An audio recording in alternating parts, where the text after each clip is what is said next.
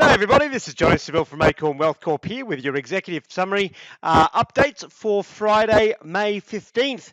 What an amazing close. We saw that nice drop over the last 3 days. Markets opened down today, and here is the value of open range. As we said, the S&P 500 indicator, as we talked about on Tuesday Trading Room, dictates that the S&P 500 today would close above 2821.61.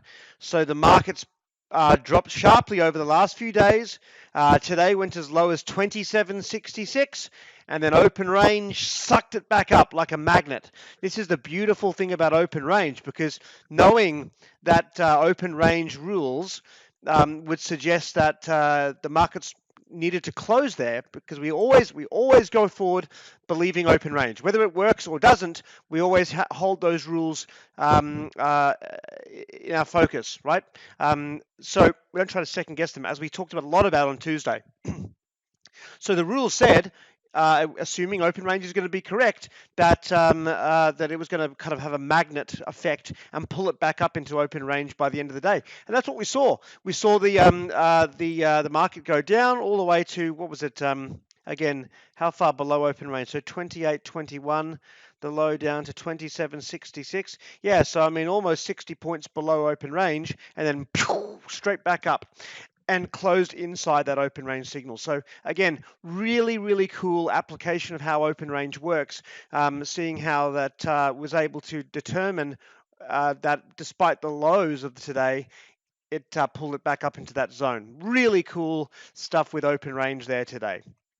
And so obviously now tomorrow, new open range. So look at this again. As I've said on Tuesday, this is a dangerous market. It could go either way. So either whether you go into cash, or whether you've got longs and shorts and are hedging, or no matter what you are, just the number one thing going into tomorrow is prepare for a move in either direction, and just make sure you've got stop losses in place. So I've got some longs, I've got some shorts, as I mentioned in Tuesday. So and I've also got a good chunk that I've gone into cash, because it could go either way. So I'm not going foot to the floor, leverage me up, Scotty, kind of thing.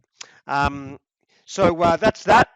In terms of the intraday chart, as you can see, we did break down from that channel that we talked about in Tuesday's trading room with that nice drop down. You could have taken some profit if you were in options short. Again, we're at a trajectory here where we're right underneath short-term resistance. We're obviously still well under that upward channel, so we'll see what happens tomorrow. Tomorrow is open range, and then what happens on Monday is going to dictate whether that's a bullish or bearish open range. So I will be watching closely on the patterns, but for me, this is tomorrow's a non-event. It's basically I've got my stop losses on my longs, I've got my stop losses on my shorts.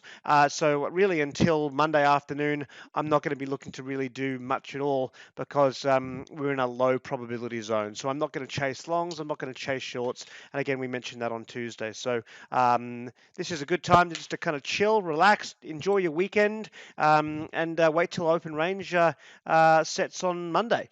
We will obviously send out an alert over the weekend in case there's a pattern that evolves tomorrow that gives us enough confidence to be able to predict what's going to happen on Monday, and therefore predict what open range will be. Sometimes we do get that, and of course the pattern is more important than open range, and it's a leading indicator. So we'll send out an update on Sunday. Otherwise, just enjoy, and let's wait to see what happens. In terms of real quickly, some of the other smart money indicators. High yield bonds just sitting above 78, just holding there. Remember, I mentioned that a close below 78 would be a very bearish signal. So we'll watch high yield bonds tomorrow. That could be a leading indicator. And obviously MMFI. That's still kind of chopping around here. As it did back in the 2020 crash, we dropped down to kind of these levels. We rallied back up to these levels. If you actually look at the where the market's moved so far over to the right-hand side, so far it's tracking the same as 2020. So while the market could go higher, we could also see another drop like we did in March. So February, sorry. So again, wait and see. And if you're loaded up, Make sure you have stops. If you're totally in cash, that's fine too. Again, as we said on Tuesday, it just make sure you're protecting your capital. We're going into a low probability zone until we get a confident signal of the pattern and, of course, the open range. So that's it.